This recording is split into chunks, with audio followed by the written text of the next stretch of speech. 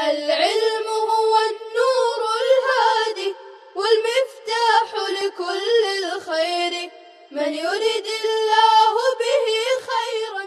بسم الله الرحمن الرحيم نحمده ونصلي على رسوله الكريم أما بعد. قال المصنف رحمه الله: ويختار النصب بالأطف على جملة فعلية للتناسب وبعد حرف النفي والاستفهام وإذا الشرطية وحيث وفي الأمر والنهي إذ هي مواقع الفعل وعند خوف لبس المفسر بالصفة مثل إنا كل شيء خلقناه بقدر. اور نصب پسند کیا جاتا ہے جملہ فعلیہ پر عطف کی وجہ سے باہم مناسبت پیدا کرنے کے لیے. وبعد حرف النفی، اور حرف نفی استفہام اذا شرطیہ حیثو کے بعد اور امر و نہی میں یعنی امر و نہی سے پہلے نصب پسندیدہ ہے کیونکہ یہ فعل کی جگہ ہیں اور مفسر کے صفت کے ساتھ التباس کے خوف کے وقت وعند خوف لبس المفسر بالصفت، مفسر کا صفت کے ساتھ التباس کے خوف کے وقت، جیسے انا کل شیء خلقناہ بقدر، بے شک ہم نے ہر چیز کو ایک اندازے کے ساتھ پیدا کیا ہے. طلبہ عزیز، یہاں سے مصنف علیہ الرحمہ ما اضمر عاملہ علی شرط التفسیر کی اعرابی حالت کو، دوسری اعرابی حالت کو بیان کر رہے ہیں. جیسا کہ ہم نے بتایا ما اضمر عاملہ علی شرط تفسیر کی 4 اعرابی حالتیں ہیں: رفع پسندیدہ، نصب پسندیدہ، رفع نصب دونوں برابر، نصب واجب. گزشتہ عبارت میں رفع پسندیدہ کی تفصیل گزر چکی ہے اور اس عبارت میں جو بھی آپ کے سامنے پڑھی گئی اور اس کا ترجمہ کیا گیا، اس میں نصب پسندیدہ ہونے کی صورتوں کو بیان کر رہے ہیں، جس کا خلاصہ یہ ہے کہ 8 صورتوں میں نصب پسندیدہ ہے اگرچہ رفع بھی جائز ہے. اب وہ 8 صورتیں کون کون سی ہیں؟ پہلی صورت تو یہ ہے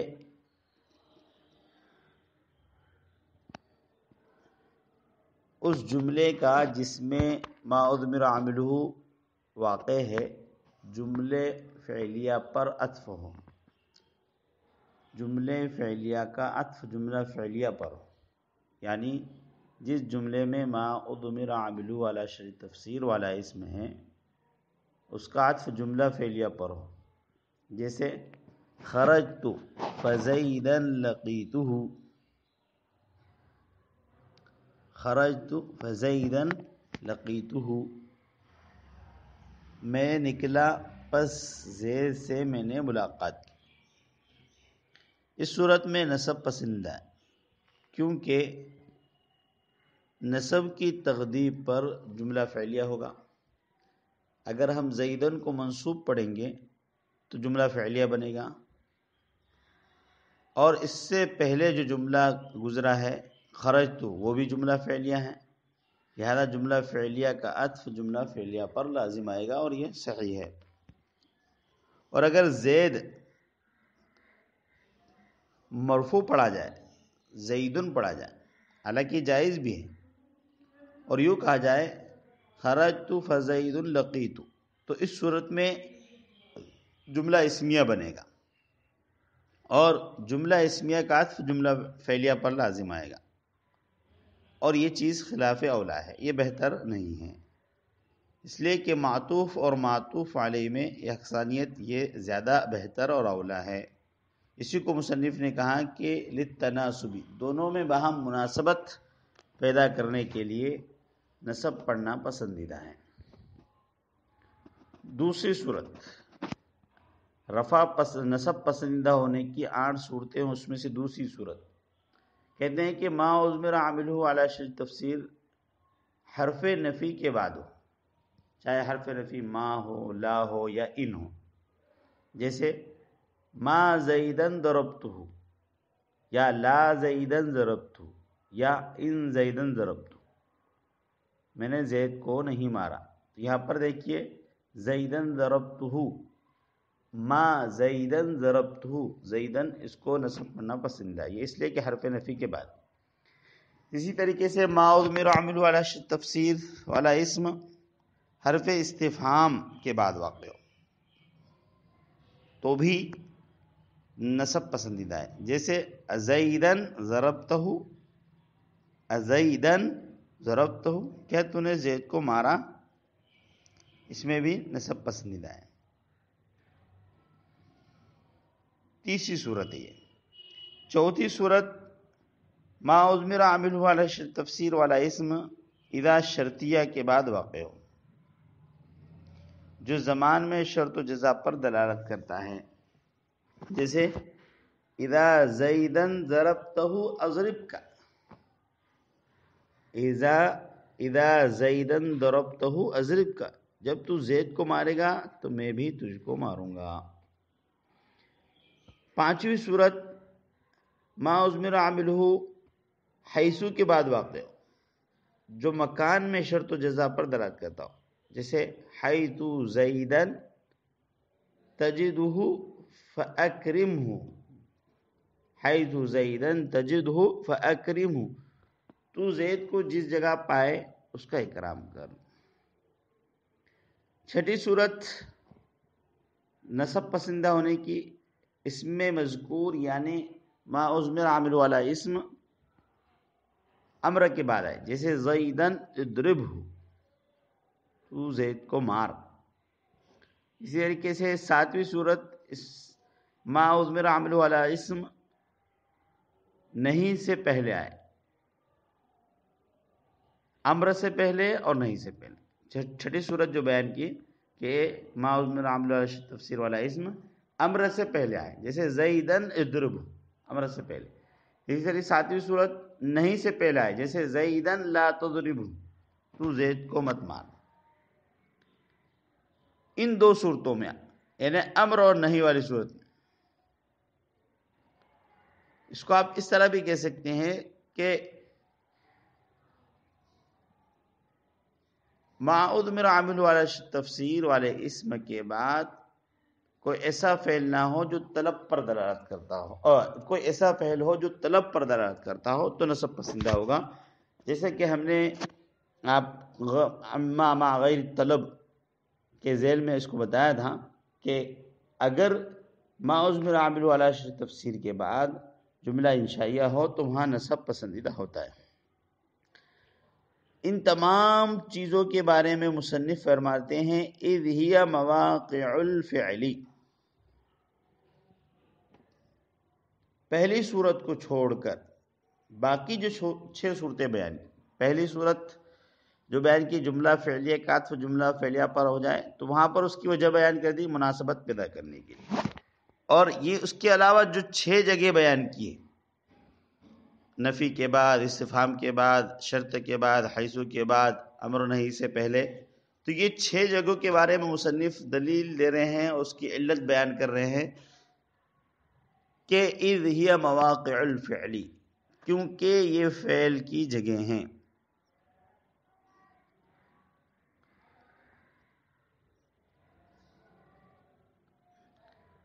بہرحال حرف نفی، استفہام اور اذا شرطیہ اور حیثو شرطیہ، تو اس وجہ سے مواقع فعل ہے کہ وہ اکثر فعل ہی پر داخل ہوتے ہیں، اس لیے ان کو کہا مواقع فعل.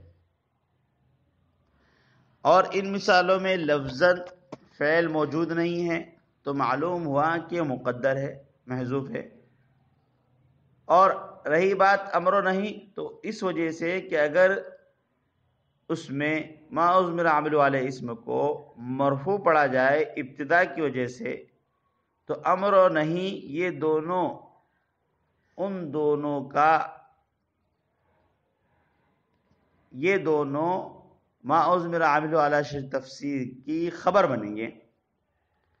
اور چونکہ یہ انشائیہ کے قبیل سے ہیں اور جملہ انشائیہ کے بلا تعویل کے خبر بننا درست نہیں ہے، اس وجہ سے کہہ رہے ہیں کہ رفع کی جگہ رفع جائز تو ہے.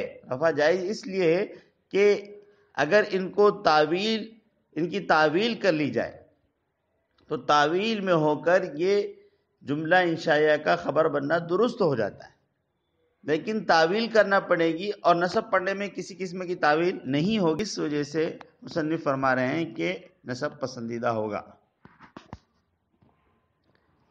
8ویں صورت جو ہم نے کہا تھا کہ نصب پسندیدہ ہونے کی 8 صورتیں ہیں، اس 7 صورتیں تو بیان ہو گئی، 8ویں صورت بیان کر رہے ہیں کہ ما اضمر عاملہ علی تفسیر والا اسم، اس کے بعد جو فعل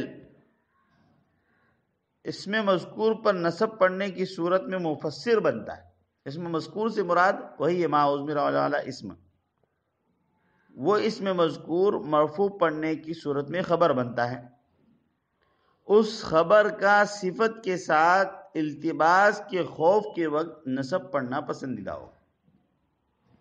کیا مطلب؟ ما اضمر عامل والا تفسیر کے بعد جو فعل اس ما اضمر عامل والا تفسیر والے اسم پر نصب پڑھنے کی صورت میں مفسر بن رہا ہے، بعد میں آنے والا فعل مفسر بن رہا ہے، وہ اسم مذکور کو ما اضمر عاملہ کو مرفوع پڑھنے کی صورت میں خبر بنتا ہے، اس خبر کا صفت کے ساتھ التباس کے خوف کے وقت نصب پڑھنا پسندیدہ ہوگا تاکہ خلاف مقصود کا وہم نہ ہو۔ جیسے اس کو آپ مثال سے دیکھیں، مصنف نے مثال دی، اس کو آپ سمجھنے کی کوشش کریں۔ اِنَّا كُلَّ شَيْءٍ خَلَقْنَاهُ بِقَدَرٍ، اگر اِنَّا كُلَّ شَيْءٍ کو نصب پڑھا جائے تو عبارت کا خلاصہ یہ ہوگا اِنَّا كُلَّ شَيْءٍ خَلَقْنَاهُ بِقَدَرٍ، بے شک ہم نے ہر چیز کو ایک اندازے کے ساتھ پیدا کیا۔ اس میں ان حروف مشبہ بالفعل میں سے ہے اور نا ضمیر اس کا اسم ہے جو محل نصب میں ہے، اور خلقنا فعل بفاعل اور کل شیء مضاف مضاف الیہ مل کر مفعول بھی خلقنا، اور بقدر جار مجرور مل کر متعلق ہوگا خلقنا کی، تو خلقنا فعل اپنے فاعل مفعول بھی اور متعلق سے مل کر جملہ فعلیہ خبریہ ہو کر خبر ہوگی ان کا اسم، ان اسم کی، اور رفع کی حالت میں ہوگی، محلاً مرفوع ہے، اور یہ ترکیب اسی معنی کا فائدہ دے گی جو آیت سے مقصود ہے، یعنی بے شک ہم نے ہر چیز کو ایک اندازے کے ساتھ پیدا کی۔ اور اگر اس میں مذکور کو یعنی ما انا کل شیئن کو مرفوع پڑھا جائے ابتدا کی وجہ سے، تو اس میں 2 احتمال ہیں۔ ایک تو یہ ہے کہ وہ اسم یعنی کل شیئن مرفوع ہو مبتدا ہونے کی وجہ سے، یعنی کل شیئن مضاف مضاف الیہ مل کر مبتدا، اور اس کا ما بعد تمام کے تمام اس کی خبر ہو جائے، یعنی خلقناہ بقدر پورا جملہ اس کی خبر بن جائے۔ اس طرح کہ خلقنا فعل بفاعل اور ہو ضمیر اس کا مفعول بھی اور بقدر جار مجرور سے مل کر متعلق ہوا خلقنا، خلقنا فعل اپنے فاعل مفعول بھی سے مل کر جملہ فعلیہ خبریہ ہو کر کل شیئن کی خبر، کل شیئن مبتدا کی خبر، تو اس صورت میں بھی معنی درست ہوگا اور وہی ترجمہ ہوگا جو نصب پڑھنے کی صورت میں تھا کہ ہم نے ہر چیز کو ایک اندازے کے ساتھ پیدا کیا ہے۔ اچھا، لیکن اگر کل شیء دوسری ترکیب اس کی کل شیئن مرفوع پڑھنے کی ایک ترکیب تو یہ ہے، کل شیئن کو مرفوع پڑھنے کی ایک دوسری ترکیب یہ کہ مبتدا ہونے کی وجہ سے اس کو مرفوع پڑھا جائے اور اس کا ما بعد جو ہے یعنی خلقنا کو اس کی صفت بیان جائے، اور جو بقدر ہے اس کی خبر بنا اس کو خبر بنا دیا جائے، اس طرح کہ کل مضاف شیئن موصوف، شیئن کو کیا بنائے موصوف، اور خلقنا فعل فاعل اور مفعول بھی سے مل کر صفت، فعل فاعل پورا فعل فاعل مفعول بہ سے مل کر جملہ فعلیہ خبریہ ہو کر صفت کس کی؟ شیئن کی. شیئن موصوف اپنی صفت سے مل کر مضاف الیہ کل مضاف کا، کل مضاف اپنے مضاف الیہ سے مل کر مبتدا، اور بقدر جار مجرور مل کر متعلق ہو کر خبر، جار مجرور مل کر ظرف مستقر خبر. تو مبتدا خبر سے مل کر جملہ اسمیہ خبریہ ہو کر پھر ان کی خبر، ان پھر اپنے اسم سے اور خبر سے مل کر جملہ اسمیہ خبریہ ہو. تو اس صورت میں ما اضمر عاملہ علی شرط تفسیر پر رفع جو ہے یعنی کل شیئن رفع، یہ معنی کو فاسد کر دے گا، اور مطلب یہ ہوگا کہ ہر وہ چیز جس کو ہم نے پیدا کیا وہ ایک اندازے کے ساتھ ہے، اور یہ مطلب درست نہیں ہے، کیونکہ اس سے باطل کا وہم پیدا ہوتا ہے. یعنی یہ وہم پیدا ہوتا ہے کہ ہر وہ چیز جس کو ہم نے پیدا کیا، یعنی اللہ نے جو جو چیزیں پیدا وہ ایک اندازے سے، تو اس کا مطلب یہ ہوا کہ کچھ چیزیں ایسی ہیں جو اللہ نے پیدا نہیں کی، یعنی بعض چیزیں اللہ کی پیدا کی نہیں ہیں. اور ایسا نہیں ہے، یہ ایک معتزلہ فرقہ گزرا ہے، اس کا یہ عقیدہ تھا کہ انسان کے افعال، بندوں کی جو افعال ہے یہ اختیاری ہے، یا اللہ نے ان کو پیدا نہیں کیا، لیکن ہمارا عقیدہ ہے کہ یہ بھی اللہ کی پیدا کیے ہوئے. تو بہرحال اگر ہم مرفوع پڑھیں گے تو اس ترکیب کی صورت میں خبر کا صفت کے ساتھ التباس لازم آئے گا کہ خلقنا کل شیئن، کل مضاف، شیئن موصوف، اور خلقنا کو اس کی صفت، موصوف صفت مل کر مضاف الیہ اور بقدر کو خبر بنایا جائے. تو اس صورت میں مطلب یہ ہوگا کہ ہر وہ چیز جس کو ہم نے پیدا کیا وہ ایک اندازے سے. تو کیا مطلب ہوا کہ کچھ چیزیں ایسی ہیں نعوذ باللہ جو اللہ نے پیدا نہیں کی. لہذا جب مفسر یعنی جو رفع پڑھنے کی صورت میں خبر ہے اس کا صفت کے ساتھ التباس کا خوف ہو تو نصب پسندیدہ ہوتا ہے. خلاصہ یہ ہوا کہ نصب پڑھنے کی صورت میں کوئی اشکال اور کوئی سوال پیدا نہیں ہوتا ہے، بلکہ بات بالکل صاف سمجھ میں آ جاتی. البتہ اگر مرفوع پڑھیں گے تو اس میں بھی اگرچہ ایک ترکیب تو صحیح ہے لیکن دوسری ترکیب کے اعتبار سے معنی بالکل غلط ہو جاتے ہیں، اور اس کے ساتھ اس کا التباس لازم آئے گا. اسی کو مصنف نے فرمایا وَعِنْدَ خَوْفِ لَبْسِ الْمُفَسِّرِ بِالصِّفَةِ، یعنی جس وقت مفسر کا صفت کے ساتھ التباس کا خوف ہو، جیسا کہ ہم نے آخری والی جو ترکیب ہے یعنی مرفوع پڑھنے کی صورت میں جو دوسری ترکیب ہے کہ خلقناہ، یہ جملہ تفسیریہ ہے ما قبل خلقنا فعل کے لیے، اور تیسری ترکیب میں یہی خلقناہ صفت بن رہی ہے شیئن محذوف کے لیے، شیئن موصوف کے لیے. خلقناہ یہ صفت بن رہی ہے شیئن موصوف کے لیے، تو عین ممکن ہے کہ اس کو قرآن کریم کو سمجھنے والا اس کو اس طرح سمجھے کہ ہر وہ چیز جو اللہ نے پیدا کی ہے وہ ایک اندازے سے ہیں. تو نعوذ باللہ یہ مطلب کا اندیشہ ہے، یہ مطلب نکل سکتا ہے کہ بعض چیزیں اللہ نے پیدا نہیں کی. تو اس التباس کا خطرے سے بچنے کے لیے مصنف فرماتے ہیں کہ ایسی جگہوں پر نصب پڑھنا پسندیدہ ہوگا. امید ہے کہ آج کا یہ درس آپ سمجھ چکے ہوں گے. اس درس میں مصنف علیہ الرحمٰن نے ما اضمر عامل علی تفسیر والے اسم کو نصب پڑھنے کی صورتوں کو بیان کیا، اور وہ 8 صورتیں ہیں جہاں پر نصب پڑھنا پسندیدہ ہے. صلی اللہ تعالی علی خیر خلق محمد وعلی آلہ وصحبہ اجمعین. السلام عليكم. لا تنسوا الاعجاب بالفيديو والاشتراك في القناة تشجيعا لنا لنستمر بنشر المزيد إن شاء الله.